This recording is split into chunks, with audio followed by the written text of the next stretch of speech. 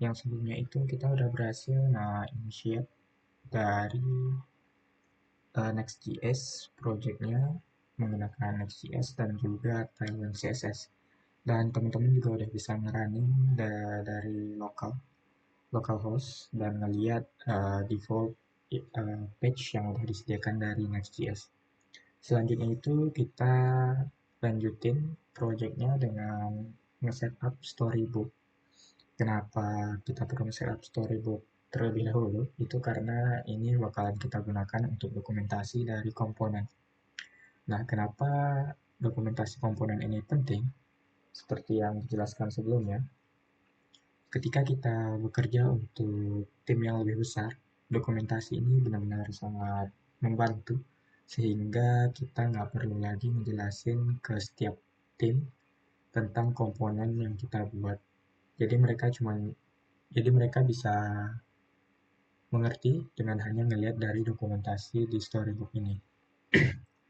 Terus dan juga kita sebagai front-end developer itu sebaiknya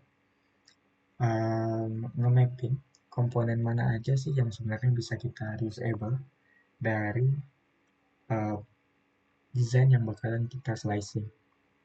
Contohnya ini desain yang bakalan kita slicing untuk project yang sekarang, project latihan kita yang sekarang itu ada contoh awalnya itu ada button di sini. Buttonnya ada lumayan banyak yang bakalan kita gunakan di page ini.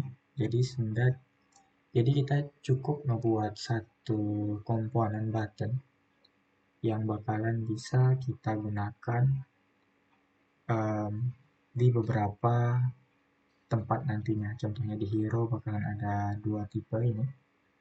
Jadi gimana caranya kita ngebuat dua tipe yang berbeda ini nanti kita pas melalui props aja sehingga teman-teman bisa mengurangi yang namanya redundant job, yaitu nggak perlu lagi ngoding button dengan styling yang sama tapi harus ngodingnya dari awal lagi.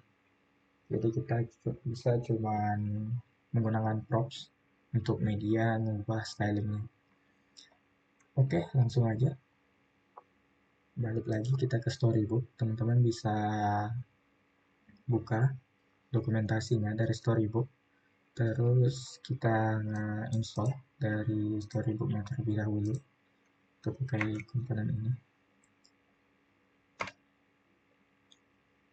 Proses instalasinya mungkin cukup panjang dan lama, jadi mungkin ini akan saya percepat atau mungkin akan saya skip sehingga nggak ngabisin waktu yang lama di video ini.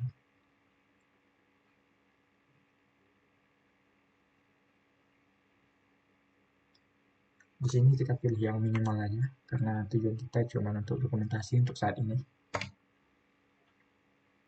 Oke, ketika teman-teman udah berhasil installnya, biasanya dia bakal langsung ngerunning si storybooknya itu.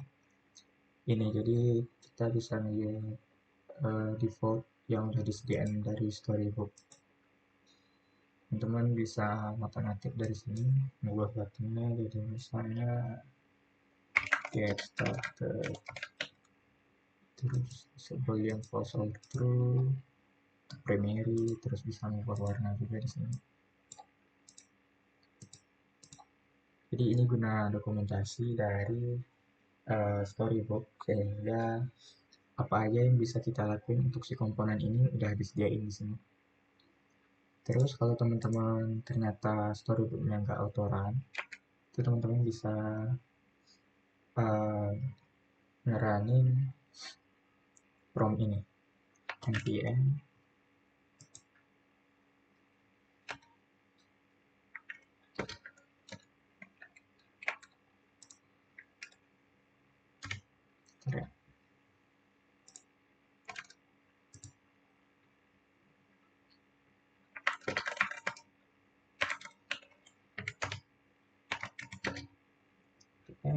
storybook. Ini untuk ngerunning si storybooknya sendiri.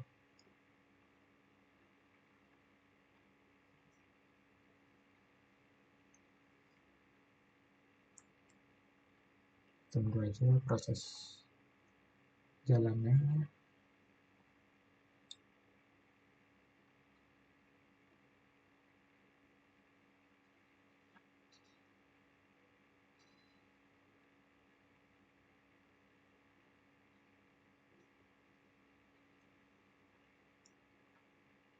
Ya, jadi gitu teman-teman. Sekarang storybooknya udah selesai. Di next video kita bakalan lanjut proses slicing dari komponen reusable yang bisa kita masukin ke storybook.